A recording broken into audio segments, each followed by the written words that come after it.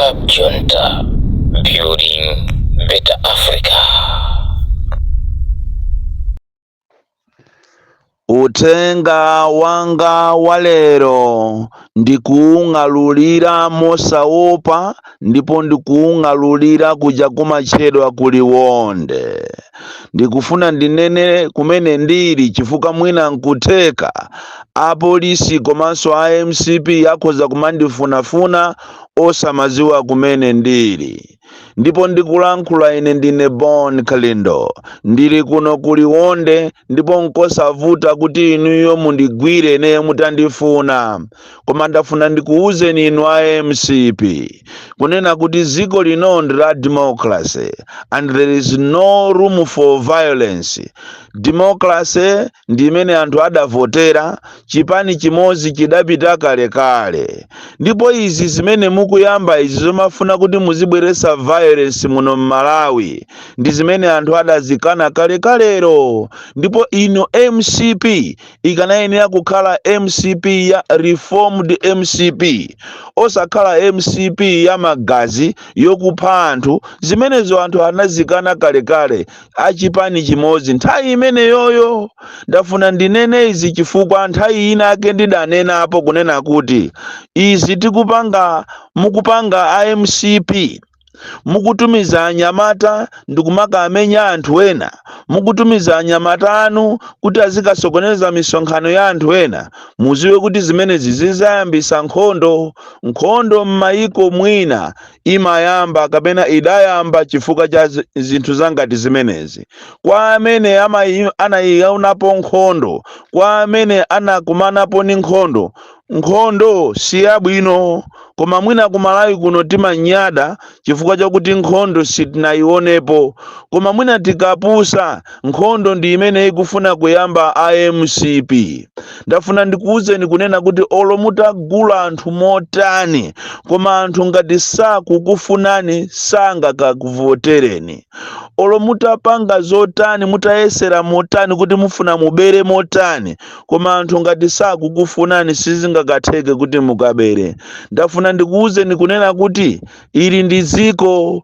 Olo mkazi amene utakhala kuti uli ndi mamiliyoni, koma ngati iye akunena kuti akalindo ine sindikukufunani, sizingatheke kuti ukamuchite force.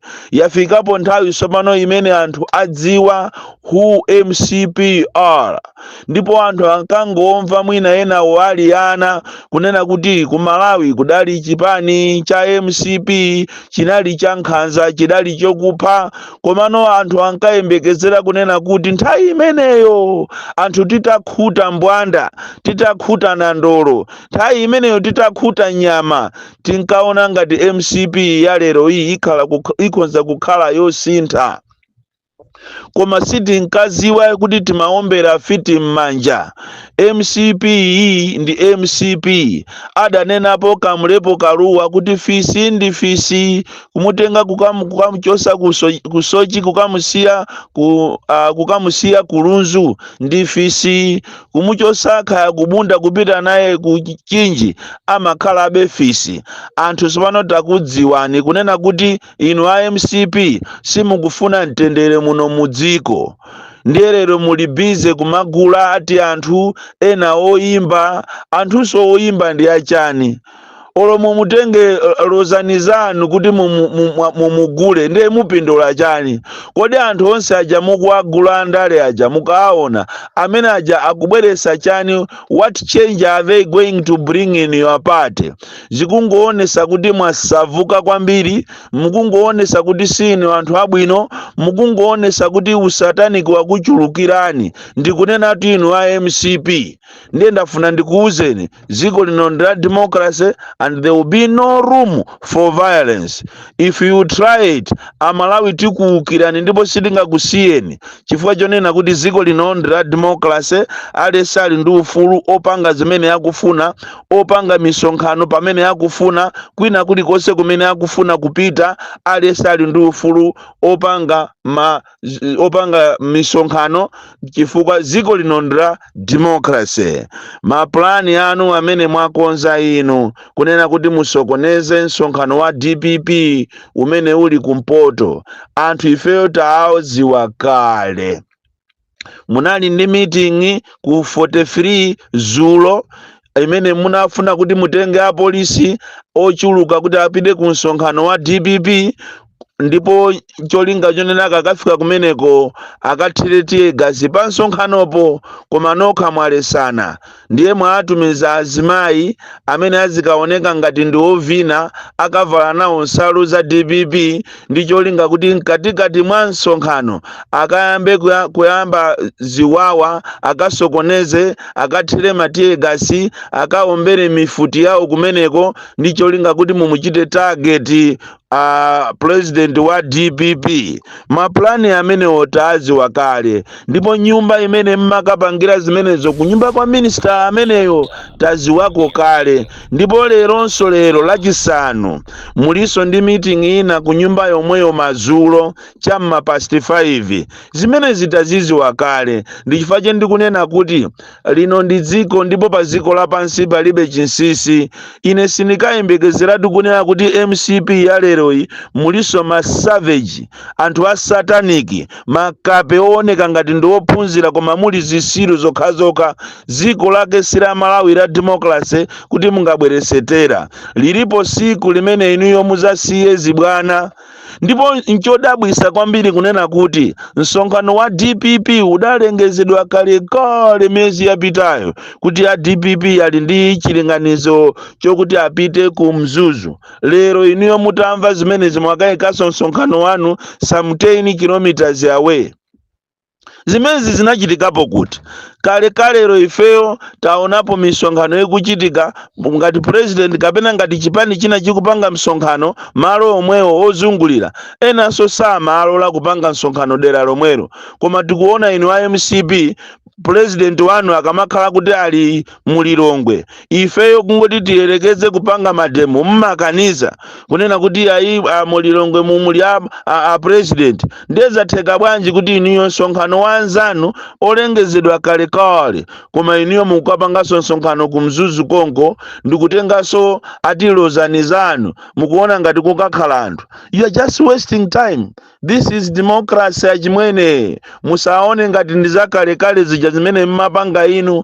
Anthu abakali panopa anachenjera, anthu anazindikira, ndipo olomutapanga mafilimu otani zimene zozo siigwira. Ndiye ndafuna ndikuchenjezeni inu a DPP, makamaka a security anu achinyamata, mudziwe kunena kuti ku area 43 kunali meeting Zulo imene anthu akonzekera kuti akaotche sanja la chipani chanu, komanso akatumiza azimayi amene azikavina mkatimo ngati ndi a DPP, ncholinga kuti akabwerese chisokonezo. Izi ndikungofuna mukhale nazo alert, muziwe pamene mukukonzekera msonkhano wanu wa mawa kunena kuti MCP si kupuma bwino ndi zipani zina, si kupuma bwino ndi chipani cha DPP komanso mtsogoleri wake.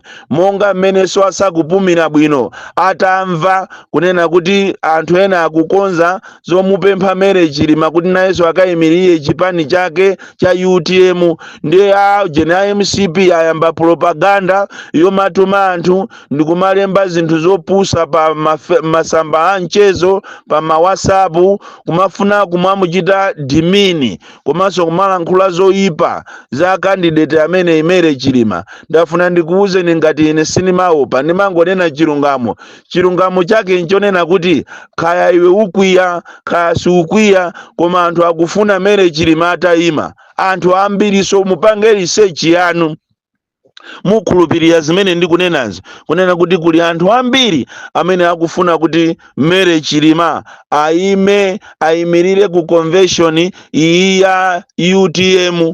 Ndiye mukumapanga mapropaganda anu, kumatumiza anthu, kumanyoza, kumanena kuti Boni Kalindo wamutuma ndani. Ine ndimayimirira Amalawi, ndipo izi ndikunenazi ndi zimene Amalawi akunena dziko lonse, kunena kuti chipani cha UTM ngati akufuna kuti chikhale akhale ndi mphamvu ochiyimirira akhale mere chilima. Izizi ndi research yokwanira, izizi ndi zimene amalawi akunena ambiri across the country.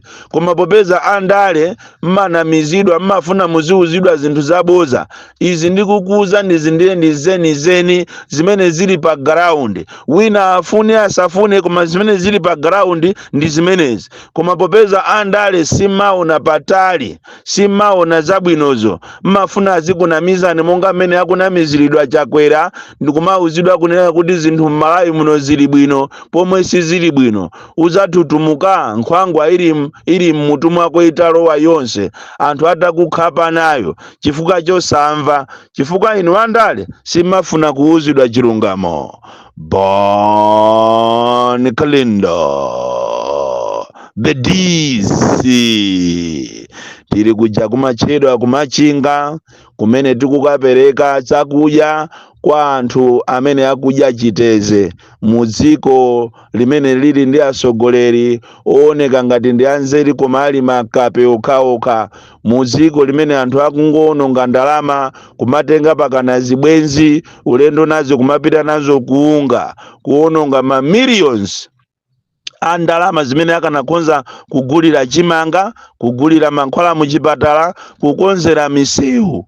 Koma akuononga ndithu kumatenga zibwenzi ana awo azibale awo ulendo nawo kuunga, kuatenganso ena ogwira ntchito kumeki azibale awo ana awo kumapita nawo kuunga. Ndiye ife tabwera kuno kumachinga tikuthokozeni amene mwatipasa zithandizo, komanso ena amene mungafune tithandizeni chifukwa programu yathu ndi yamawa mwana woopsa kwambiri.